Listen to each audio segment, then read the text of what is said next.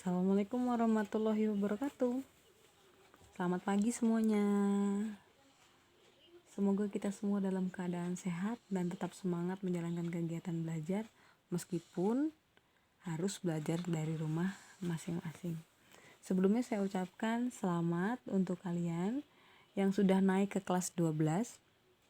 Tentu saja harus semakin giat belajar karena tantangan di depan akan semakin besar.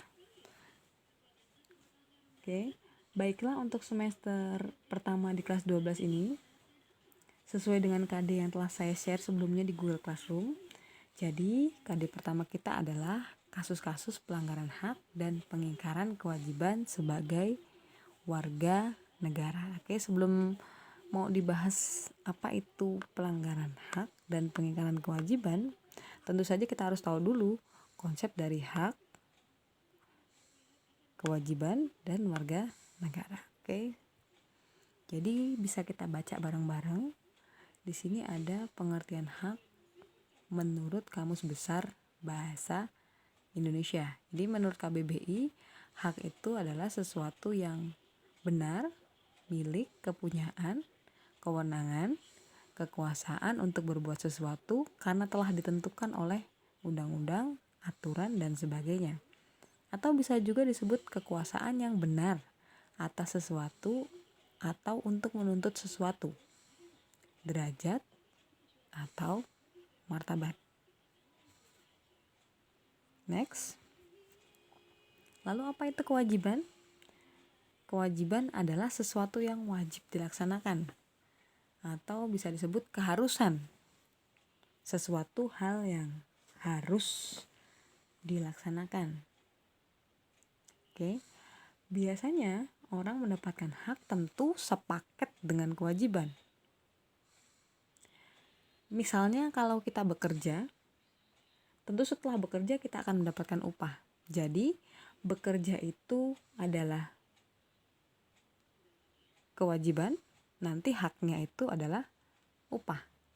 Itu adalah contoh hak dan kewajiban dalam kehidupan sehari-hari. Lalu bagaimana mengenai hak dan kewajiban warga negara? Oke, bisa dilihat. Jadi konsep hak dan kewajiban warga negara di sini adalah kalau namanya hak warga negara itu berarti hak yang seharusnya dimiliki oleh setiap warga negara sesuai dengan ketentuan yang berlaku di negara tertentu. Kalau di negara kita tentu di Indonesia.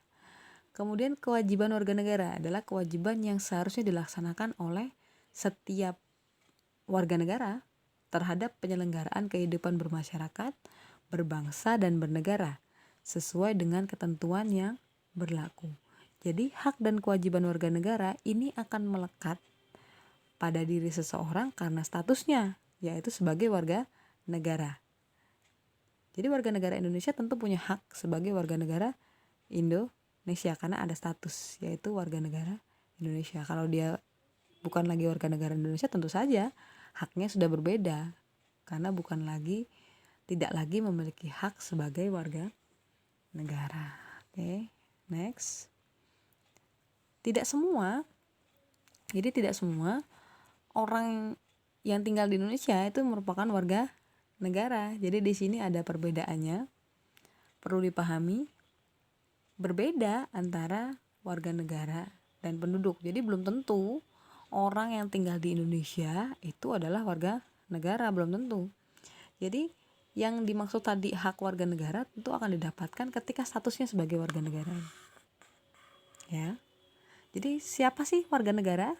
Jadi yang masuk kategori warga negara menurut Undang-Undang Dasar 1945 pasal 26 itu yang dikategorikan warga negara adalah orang-orang bangsa Indonesia asli dan orang-orang bangsa lain yang disahkan dengan undang-undang sebagai warga negara. Jadi di sini kalau disebut orang-orang bangsa Indonesia asli berarti yang dia dari lahir keturunan nenek moyangnya itu adalah asli orang Indonesia. Atau bisa juga orang-orang bangsa lain yang disahkan dengan undang-undang sebagai warga negara. Jadi orang berkewarganegaraan selain kewarganegaraan Indonesia yang kemudian mengajukan diri untuk menjadi warga negara Indonesia. Itu berarti orang-orang bangsa lain yang disahkan dengan undang-undang sebagai warga negara. Dan ini akan dibahas nanti selanjutnya sudah kamu bahas ya di kelas 11. Kemudian penduduk. Jadi ada penduduk di situ. Jadi penduduk itu bisa warga negara, bisa bukan warga negara.